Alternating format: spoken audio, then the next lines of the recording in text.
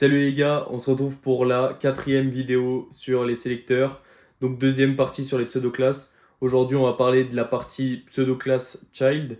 Donc on va voir ce que j'entends par pseudo-classe child tout au long de cette vidéo. Donc juste avant de commencer, n'hésitez pas à vous abonner à la chaîne, lâcher un petit like. Et on est parti sur cette vidéo. On va voir les pseudo-classes enfants. Donc voilà, on se retrouve avec le code, comme d'habitude, un petit bout de code. Ici, j'ai juste une petite liste avec un élément 1, 2, 3, 4, 5, 6. Voilà, avec un peu de style pour que ce soit plus clair. On va commencer cette vidéo avec la pseudo-classe NTH Child, donc qui pourrait être traduit par énième enfant en français. Donc cette pseudo-classe nous permet de sélectionner un élément en fonction de sa position au sein d'un autre élément, donc au sein de son parent. Donc par exemple, si on veut sélectionner le deuxième élément du parent ici UL, donc de la liste, le deuxième élément de la liste, je peux venir simplement ici dire LI, voilà, NTH child, et ici 2. Voilà, on va lui mettre une petite background color red pour que ce soit plus parlant. Et voilà, on a donc justement le deuxième élément qui est sélectionné. Ici par exemple, si je venais prendre toute cette partie de code et la copier ici, on a bien ici ces deux éléments-là qui sont sélectionnés, parce que dans les deux cas, c'est le deuxième élément de son parent, donc UL. Voilà. Voilà, donc ici, on a sélectionné tous les éléments LI qui sont les deuxièmes, enfin, qui sont en deuxième position à l'intérieur de leurs parents. Mais NTH Child nous donne beaucoup plus de possibilités que simplement ça. On peut venir, par exemple, sélectionner tous les éléments dont la position est supérieure ou égale à, disons 3, par exemple. Donc ici, on va faire n plus 3. Et donc, on a bien l'élément 3, 4, 5, 6 qui sont sélectionnés. Alors, vous demandez peut-être d'où sort ce n, pourquoi ça fonctionne comme ça, pourquoi tout simplement on a l'élément 3, 4, 5, 6 qui sont sélectionnés. Qu'est-ce que ça veut dire? Donc en fait, ce qu'il faut comprendre, c'est que ici, le n qui vient en argument de nthchild représente en fait tous les chiffres de 0 à l'infini. Donc ici, on vient dire n, donc les chiffres de 0 à l'infini, plus 3. Donc si on reprend ici, je vais écrire ça ici en dessous. Si on fait 0 plus 3, on a donc 3. Si on a 1 plus 3, on a donc 4. 2 plus 3, on a donc 5. 3 plus 3, on a donc 6. Voilà, et donc on a bien 3, 4, 5, 6 qui sont sélectionnés. N, vous le remplacez par 0, 1, 2, 3, 4, 5, 6, 1, 1, plus 3. Maintenant, on a donc N, mais on peut aussi avoir moins N. Donc, si vous avez suivi, N représente les éléments, les chiffres de 0 à l'infini, moins N représente les chiffres de 0 à moins l'infini. Donc ici, si on fait moins N plus 3, on voit qu'on a les éléments 1, 2 et 3 qui sont sélectionnés. Alors on va reprendre comme tout à l'heure, on a 0 plus 3, donc 3, qui est sélectionné, donc ici on va le remarquer ici. Moins 1 plus 3, donc ça fait 2. Moins 2 plus 3, ça fait 1. Et donc moins 3 plus 3, ça fait 0, mais donc il n'y a pas d'éléments qui ont la position 0. Voilà, donc on a bien nos éléments qui sont sélectionnés, les éléments qui ont la position 3, 2 et 1, qui sont bien sélectionnés par notre sélecteur. Voilà, donc j'espère que c'est clair par rapport à cette notion de n moins n. Si vous avez des questions, n'hésitez pas à les mettre en commentaire, à me demander être plus spécifique, à expliquer plus longtemps dans les prochaines vidéos, etc. Si vous n'avez pas compris. Une autre possibilité qu'on a avec ce n qui est en argument de nthchild, c'est de le multiplier. Alors on va repartir sur une base de n, donc plus 3. On va pas faire comme ça, comme on pourrait le penser. On voit que qu'on n'a pas de résultat ici, qu'on ne sélectionne aucun élément. En fait, on va simplement venir utiliser cette syntaxe-là. Donc vous voyez juste, petite parenthèse, que quand on a comme argument simplement n, on sélectionne tous les éléments parce que justement, on sélectionne les éléments qui ont la position de 0 à l'infini, donc 0, 1, 2, 3, 4, 5, 6, 7. Donc tous les éléments sont sélectionnés, et si on venait mettre ici moins n, on n'a aucun élément qui est sélectionné. Pour multiplier n par un chiffre, on va utiliser la syntaxe, donc justement de mettre le chiffre fois, donc collé à n, donc 2n par exemple. on va avoir les éléments 2, 3, 6, 2, 4 et 6 qui vont être sélectionnés, parce que justement, on va reprendre le calcul, 2 fois 0, donc on a 0, 2 fois 1, on a 2, 2 fois 2, on a 4, 2 fois 3, on a 6, etc. Donc on sélectionne les éléments 2, 4 et 6. Ici, si on continuait, on aurait tous les éléments 1 sur 2 qui auraient été sélectionnés. Et on peut aussi utiliser les multiplications et les additions en même temps. Par exemple, on peut faire plus 1. Et donc justement, on a l'élément 1 parce que 2 fois 0 plus 1, donc ça fait 1. 2 fois 1 plus 1, ça fait 3. 2 fois 2 plus 1, ça fait 5, etc. On a donc justement les éléments 1, 3, 5, etc. qui sont sélectionnés. On peut aussi utiliser un autre chiffre, voilà, tac, 2 plus 3, donc 2 fois 0 plus 3 égale 3. 2 fois 1 plus 3 égale 5, etc., etc. Voilà.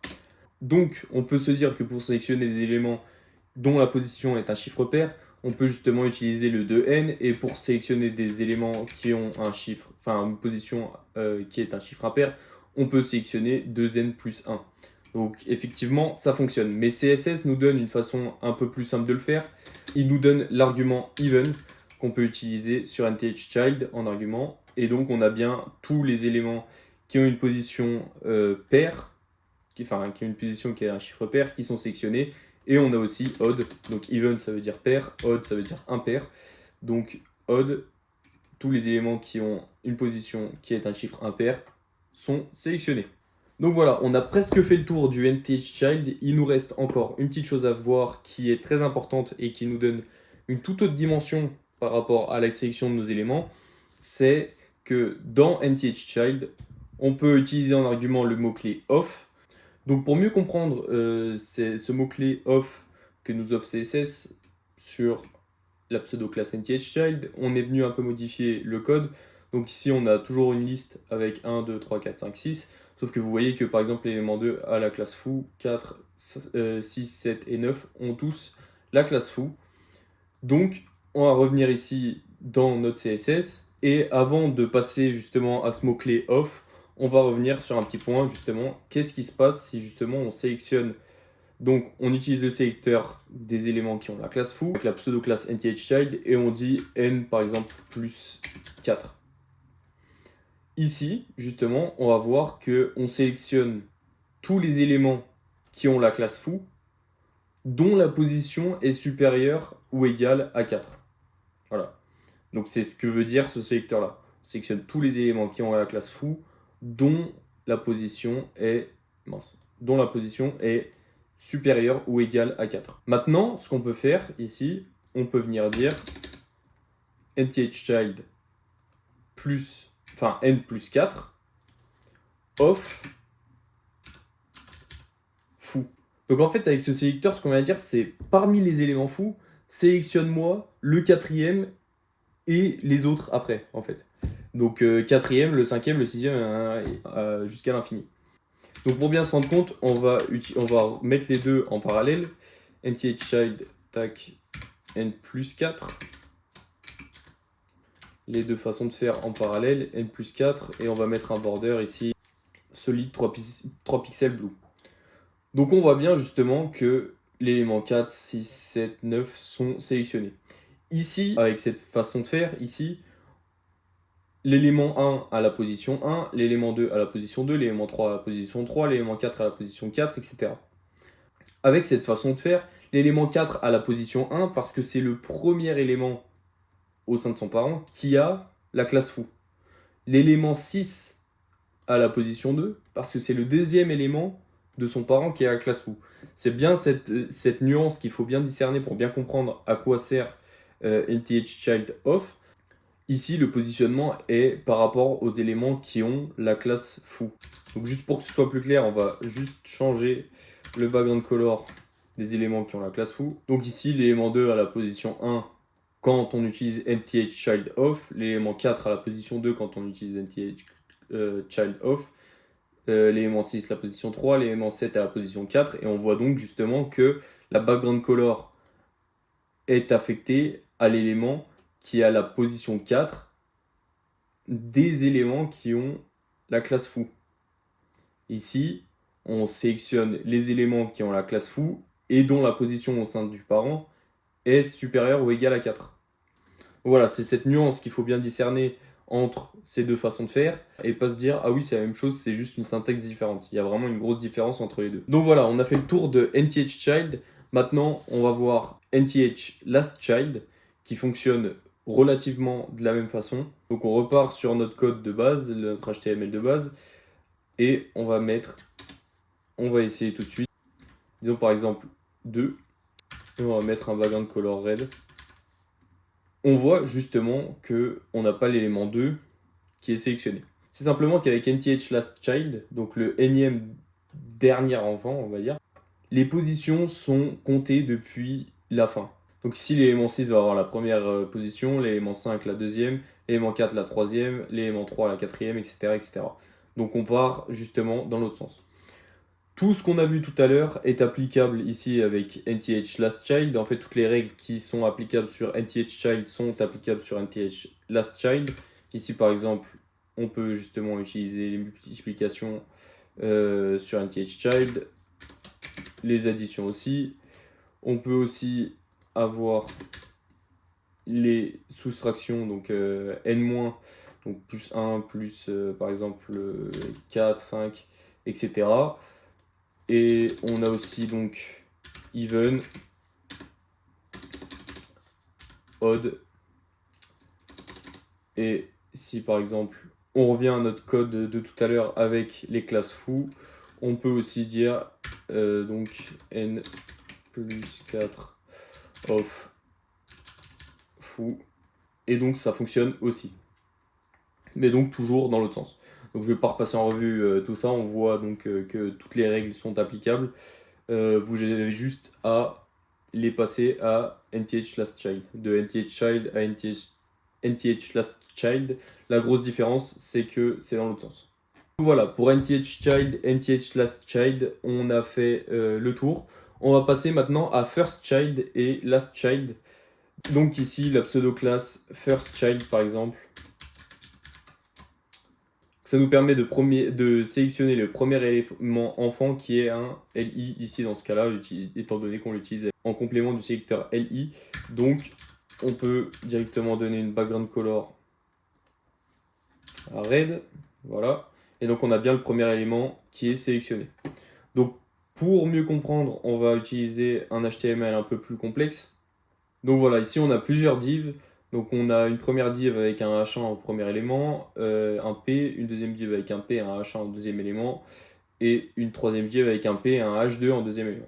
Voilà. Donc maintenant, si on dit par exemple P first child, on va avoir donc ici les deux balises P qui vont avoir une background color à rouge, et ce P là n'est pas sélectionné, parce qu'il n'est pas le premier enfant de son parent.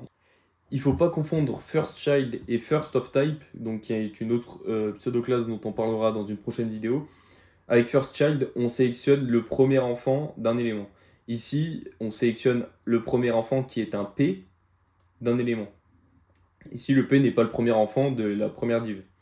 Il est le premier enfant de type P de la div, et donc c'est le First of Type P, et donc c'est justement une autre pseudo-classe dont on parlera dans une prochaine vidéo. Donc ici, on a sélectionné tous les premiers enfants qui sont des P. Voilà, c'est aussi simple que ça. Si on, par exemple, on utilisait H1, donc on aurait justement que cet élément-là qui serait sélectionné, parce que c'est le seul H1 qui est le premier enfant de son parent. Et justement, on a First Child, et on peut aussi utiliser Last Child.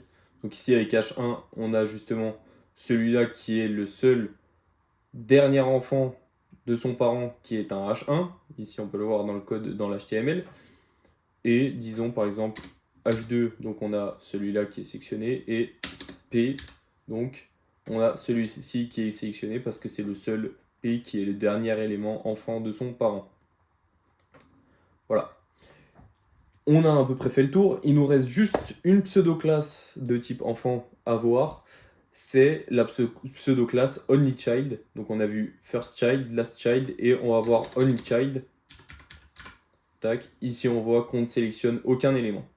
Parce qu'aucun de ces éléments-là n'est le seul enfant de son parent. et de type P, parce que ici on a donc sélectionné, on a donc un sélecteur de type P. Donc par exemple ici, si je venais supprimer le H2, ce P là deviendrait le seul enfant de son parent, donc il serait sélectionné. Donc grâce à OnlyChild, on ne sélectionne que les éléments qui sont les seuls enfants de leurs parents.